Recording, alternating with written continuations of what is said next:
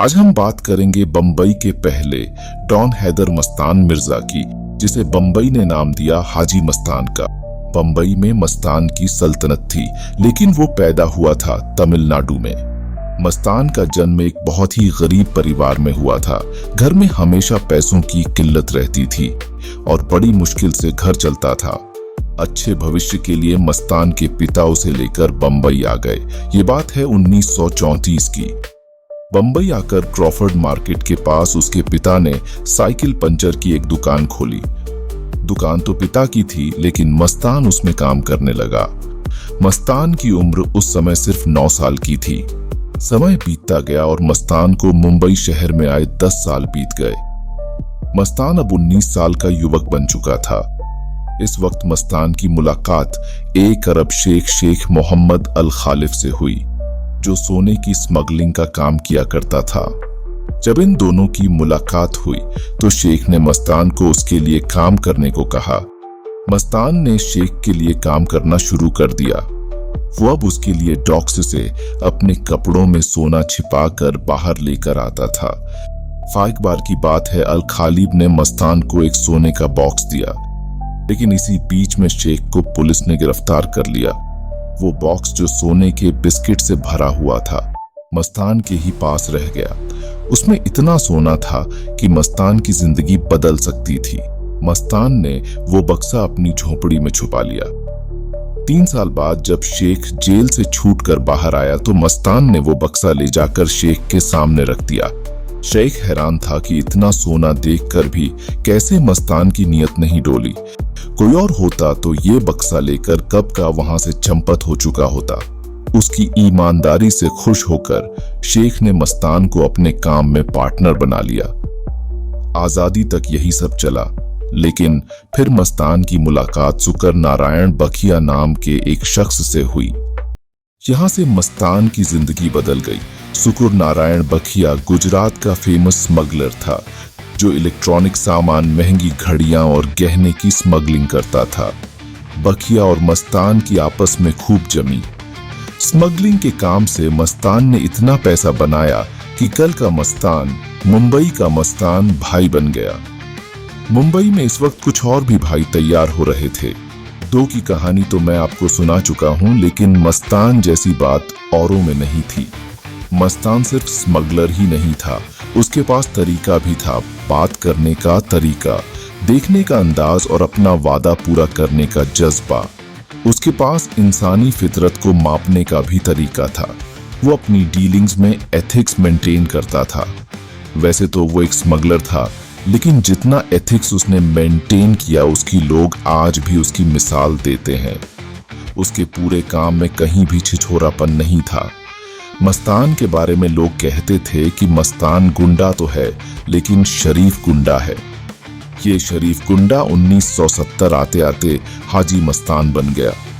अब वो कुलीगिरी नहीं करता था, अब वो डिजाइनर सूट पहनता था, महंगी गाड़ियां रखता था, सिगार पीता था और बड़े घर में रहता था। मस्तान के बारे में कई किस्से मशहूर हैं। मस्तान का एक किस्सा है कि जब वो डॉक्स में कुली का काम करता था, तब वहां शेर खान नाम के गुंडे के लोग कुलियों से हफ्ता वसूली करते थे। मस्तान को ये बिल्कुल पसंद नहीं था कि मजदूर लोग दिन भर काम करके 10 रुपए कमाते थे और ये गुंडे उसमें से 1-2 रुपए ले जाते थे। मस्तान ने वहां के मजदूरों को इसके खिलाफ एकजुट कर आवाज उठाने की कोशिश की, लेकिन गुंडों के डर से कोई उसके साथ नहीं आया। किसी तरह एक शख्स ने मस्तान की बात मान ली और कहा कि अगर मस्तान गुंडों के खिलाफ पहल करे तो वो उसका साथ देने को तैयार है। मस्तान अगले दिन 2 मजबूत लाठी लेकर डॉक्स पर गया। एक लाठी उसने उस शख्स को दी और दूसरी लाठी उसने खुद के पास रखी। अगले दिन जब शेर खान के गुंडे हफ्ता वसूलने आए तो मस्तान ने मार मार के उन्हें अधमरा कर दिया। इससे वहां डॉक्स पर मस्तान की रेपुटेशन बहुत बढ़ गई। मस्तान की जिंदगी की ये घटना अमिताभ बच्चन की फिल्म दीवार में दर्शाई गई है। हाजी मस्तान और दाऊद के बीच भी एक कहानी बहुत मशहूर है। दाऊद तब एक 19 साल का लड़का था जो बंबई का किंग बनना चाहता था। उसे लगता था कि हाजी तो कोई डॉन नहीं है, बल्कि उसने डॉन की बस एक इमेज बना रखी है। दाऊद सबको दिखाना चाहता था कि दाऊद ही बंबई का डॉन बनने का सही दावेदार है। इसीलिए दाऊद ने मस्तान को लूटने का प्लान बनाया।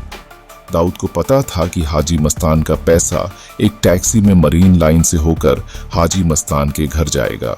खबर थी कि उसमें 5 लाख रुपए होंगे, जो उस वक्त बहुत ज्यादा बड़ी रकम थी।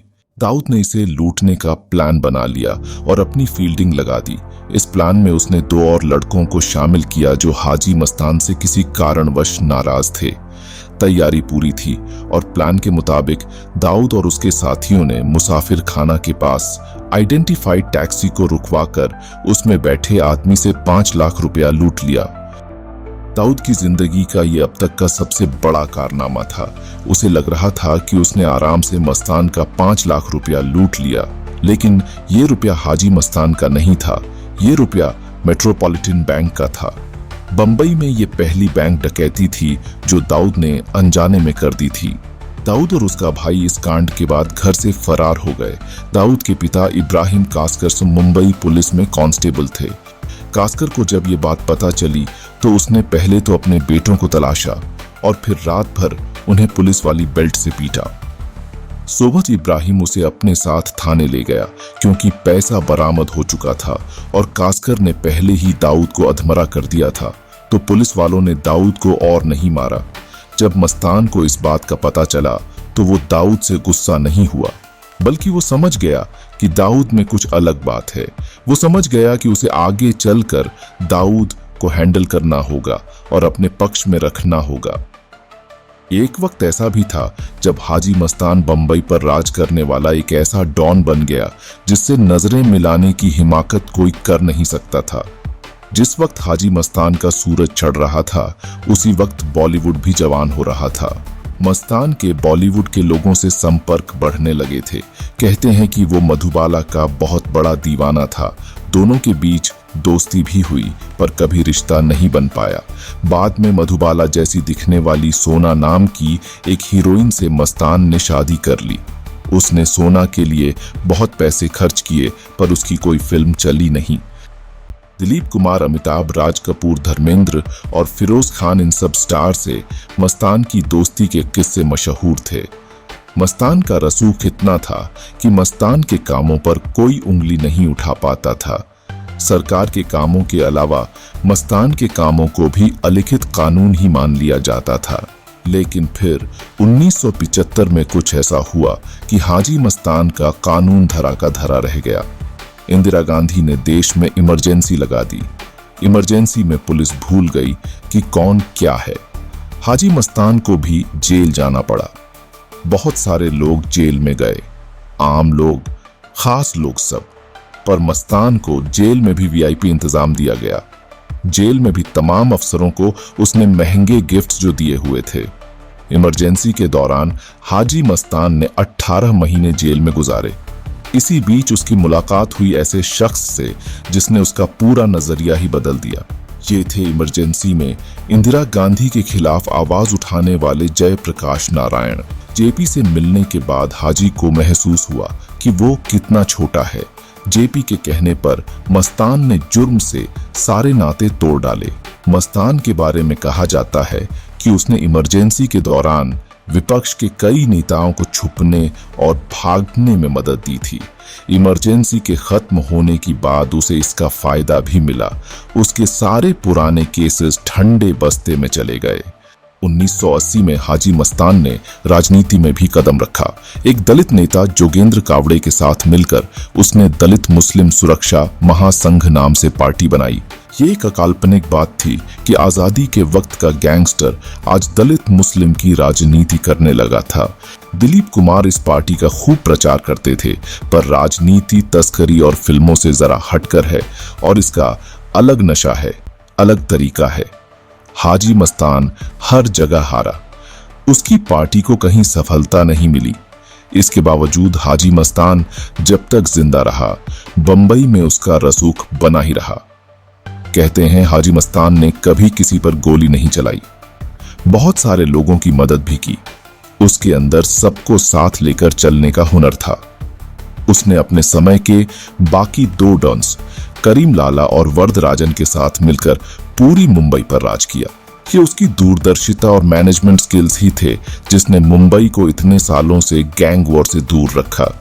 हर सुबह की लेकिन शाम होती है। 40 सालों तक वरदराजन, करीम लाला और हाजी मस्तान मुंबई पर राज करते रहे। लेकिन अब मुंबई अंडरवर्ल्ड के बदलने का समय आ चुका था। मुंबई में एक लड़का बड़ा हो रहा था जिसका सपना इन तीनों डॉन से भी बड़ा बनने का था। वो था दाऊद इब्राहिम। उसकी कहानी मैं अपने अगले वीडियो में सुनाऊंगा। आपको हमारी वीडियो कैसी लगी कमेंट करके जरूर बताइएगा। वीडियो देखने के लिए आपका बहुत धन्यवाद। नमस्कार।